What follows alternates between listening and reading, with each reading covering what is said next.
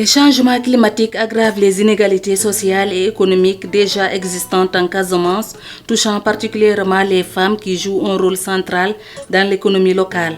La disparition progressive de la mangrove due à la salinisation, à la déforestation et à la montée des eaux entraîne une chute significative de la production d'huîtres. Aujourd'hui, au niveau de la zone vraiment de Niaguis, c'est la zone qui est très riche en potentialité d'huîtres. Donc il y a même l'apparition de certaines huîtres de vase qui sont un peu rares au niveau de la région, tellement que c'est une zone propice à l'ostréiculture. Mais aujourd'hui, nous assistons à la disparition de la mangrove qui est due aux effets des changements climatiques. Parce qu'il y a un taux de salinisation très fort qui fait que vraiment la mangrove que nous avons ici, tout autour de cette rive du fleuve de la Casamance, a disparu. Malgré qu'il y a l'apport de la main de l'être humain, mais aussi le taux de salinisation a vraiment affecté la mangrove. Et nous savons que les huîtres sont toujours accrochées sur les racines des mangroves. Donc aujourd'hui, s'il y a la disparition de la mangrove, cela veut dire qu'on va avoir une disparition des huîtres. Et aussi d'autres espèces halieutiques font leur reproduction au niveau de la mangrove. Donc cela affecte vraiment l'ostréiculture au niveau de notre zone. L'autre chose sur les effets du changement climatique, c'est ce que je viens de te dire. Le taux de salinisation, ça ne permet pas aux huîtres de grossir. Ça réduit la taille des huîtres. Donc ça, c'est un autre effet du changement climatique. Quand il y a trop de salinité, les huîtres ne peuvent pas se développer correctement. Ils n'arrivent pas à atteindre leur grosseur initiale. Donc ça aussi, c'est un problème parce que dans la commercialisation des huîtres, nous avons beaucoup de conséquences. Donc les revenus des femmes sont réduits. Au lieu d'avoir 12 huîtres par douzaine, tu es obligé d'augmenter vu la grosseur des huîtres. Donc ça impacte sur les femmes. Et ça décourage les femmes aussi dans la promotion de l'ostréiculture. Ces actrices majeures de l'agriculture locale voient leur rendement diminuer à cause de l'irrégularité des pluies et de l'intrusion saline qui dégrade les rizières. Nous rencontrons des difficultés à cause des changements climatiques. Une partie de nos rizières est salinisée, ce qui entraîne la détérioration prématurée du riz. Nous demandons l'aide de l'État du Sénégal car nous préférons consommer le riz issu de nos rizières.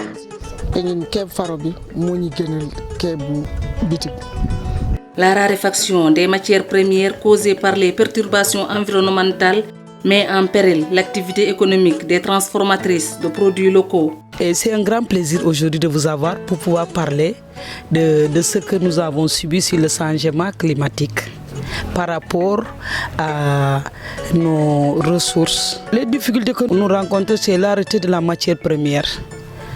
Parce qu'on voit qu'il y a un manque de pluie qui fait que sur nos premiers produits phares, qui sont la mangue et la pomme d'acajou, aujourd'hui nous avons beaucoup de difficultés de trouver cette matière première dans la zone. Oui, auparavant on avait suffisamment de matières premières, mais on manquait aussi de preneurs. Mais aujourd'hui que la demande est là, l'offre qu'on a lancée, la demande est forte, on ne peut plus avoir la matière première comme auparavant. Qui fait qu'aujourd'hui, nous avons deux difficultés majeures.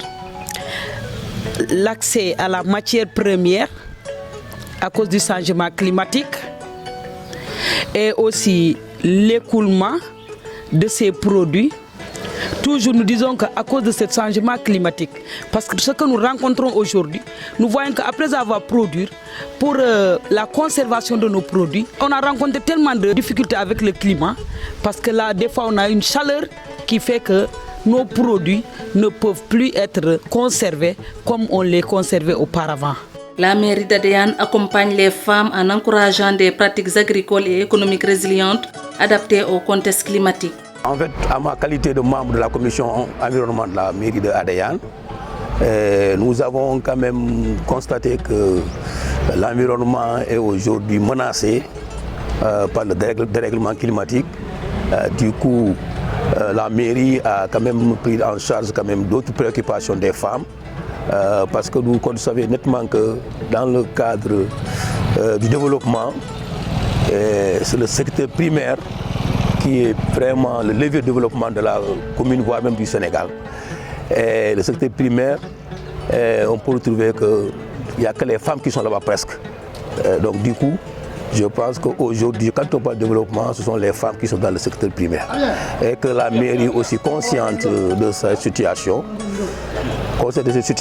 a jugé nécessaire de prendre quelques dispositifs pour pouvoir vraiment accompagner les femmes dans ce sillage-là.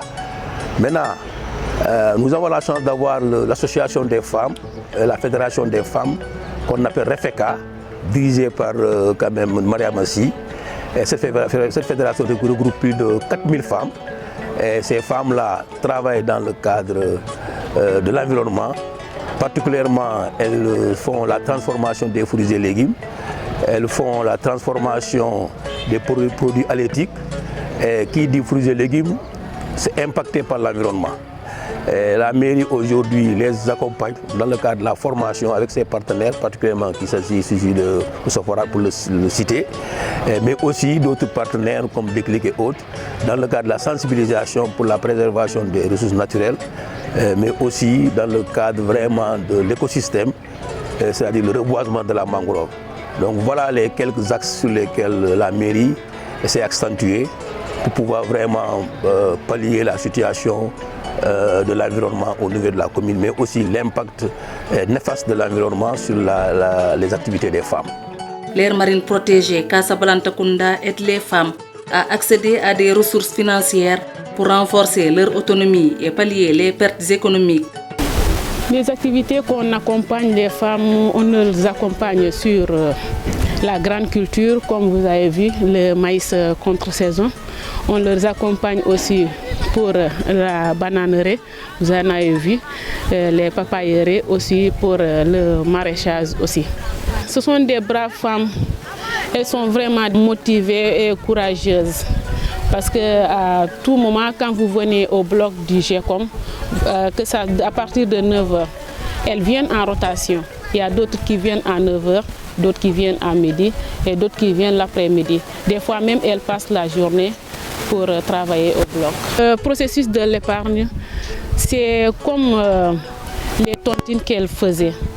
Maintenant, le GECOM, c'est différent de leur tontine parce qu'il y a des règlements à respecter. Ce n'est pas une seule personne qui peut gérer le foyer actuellement parce que la vie est dure et difficile et partout. Donc, quand une femme est dans le GECOM, c'est pour accompagner son mari, aider son mari pour la scolarité des enfants, en plus pour la nourriture des enfants et tout. Il y a des femmes même qui, les premiers GECOM de l'autre côté, dans le Saloum, l'encadreur a même dit qu'il y a des femmes qui accompagnent leur mari dans la construction des bâtiments. Il y a des femmes qui font sortir leurs enfants, aller à l'étranger avec le GECOM. Plein de choses. Oui. Les femmes de Ziguinchor démontrent une forte capacité de résilience et de solidarité face à ces défis. Toutefois, pour garantir un avenir durable et protégé ces initiatives, il est crucial que les autorités locales renforcent leur appui institutionnel. Ces efforts conjoints permettront d'assurer la pérennité des activités des femmes en Casamance et de protéger l'équilibre environnemental de la région.